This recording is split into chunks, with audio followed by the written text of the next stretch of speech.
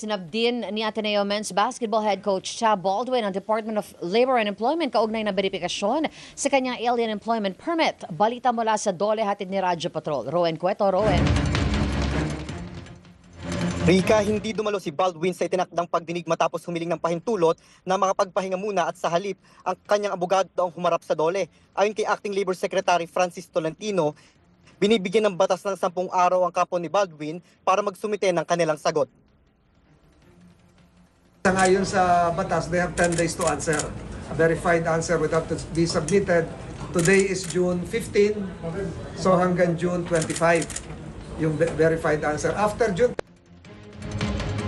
Sinabi ng kalihim na magkakaroon ng formal hearing sa Hunyo 29 bilang bahagi ng due process. Dagdag ni Tolentino, hinihiling ng Dole na maipakita ang alien employment permit ni Baldwin, pero sa halip ang pinakita ng kampo ng coach ay ang kanyang alien certificate of registration.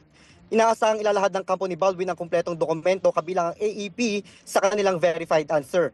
Kapag napatunayang may irregularidad sa alien employment permit ni Baldwin, mismong Dole ang magsasampa ng kaukulang kaso laban sa kanya. At yan, ang balitang kumpirmado. Sigurado, ito ang Radyo Patrol. Rowen Cueto, DZMM. Maraming salamat, Rowen Cueto.